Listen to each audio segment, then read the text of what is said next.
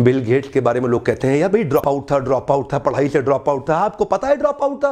Bill Gates 70 घंटे लगातार पढ़ता था। उसके साथ के स्टूडेंट बताते हैं आज भी कि बिल गेट्स के जितना पढ़ने वाला व्यक्ति कोई 500 पेज आज भी पढ़ रहे हैं। बिल गेट्स जब 3 दिन लगातार पढ़ते थे ना, सोने से पहले जूता नहीं उतारते थे, बोले उठ के वापस पहनना पड़ेगा, टाइम वेस्ट हो जाएगा, जूता पहने पहने सो जाते थे। ये जो लोग, ये इंग्रेडिएंट इनके अंदर एक है, वो क्या है? जिद आ जाती है, जिद आ जाती है। Converting anger into a resolution, करना है तो करना है, करना है तो करना है। सत्या नडेला से किसी ने ना इंटरव्यू में पूछा कि एम्प्लॉय जो माइक्रोसॉफ्ट में ज्वाइन करवाते हो क्या देखते हो उसके अंदर? सत्या नडेला बोले 2 चीज है, एक क्लैरिटी, दूसरा एनर्जी। कम ऑन, एक क्लैरिटी, दूसरा एनर्जी। जिस आदमी के अंदर क्लैरिटी और एनर्जी होती है ना, वो इतिहास रचता है, वो सुपर स्पेशलिस्ट हो जाता है। मेजर ध्यानचंद जब हॉकी खेलते थे ना, तो लोग बार बार हॉकी को खोल के चेक करते थे, चुंबक तो नहीं है इसके अंदर, कोई मैग्नेट तो नहीं है। विश्वास ही नहीं था कि इतना बड़ा खिलाड़ी, जादूगर हॉकी का कैसे हो सकता है। ब्रूस ली जब लड़ते थे, इनफैक्ट ब्रूस ली जब हॉलीवुड के पिक्चर्स में काम करते थे और जब वो किसी को 0.05 सेकंड के अंदर पंच मारते थे,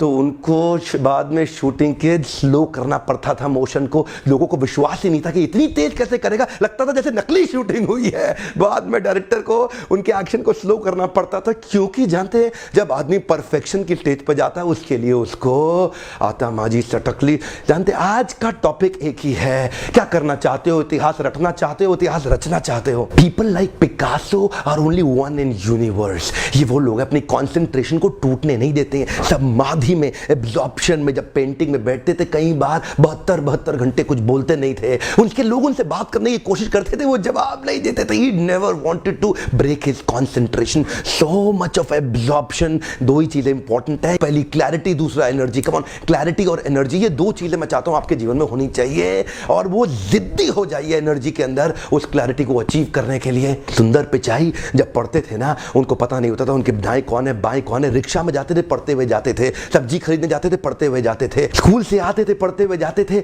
आते हुए जाते हुए क्लास के अंदर इतना फोकस उनको वो दिखता था जो किसी को नहीं दिखा। गूगल की टीम को उन्होंने बोल दिया था किसी भी दिन माइक्रोसॉफ्ट गूगल को हटा के अपनी डिफॉल्ट सेटिंग ला देगा। कोई नहीं माना उनकी बात, जानते हैं कोई नहीं माना। उनको इतनी क्लैरिटी थी, कुछ ही महीनों में वही हुआ। माइक्रोसॉफ्ट ने गूगल को हटा के बिंग को डिफॉल्ट सेटिंग में ले आया और पूरे गूगल के अंदर तहलका हो गया। वही दिन था जब सुंदर पिचाई का कद कंपनी के अंदर बहुत बड़ा हो गया था। जानते हैं बहुत सिंपल है, आपको क्लैरिटी और एनर्जी चाहिए जब जिद्दीपन आ जाता है। When you convert your anger into a resolution you do really well. बुंदेले हर बोलो के मुंह से हमने सुनी कहानी थी, खूब लड़ी मर्दानी वो तो झांसी वाली रानी थी।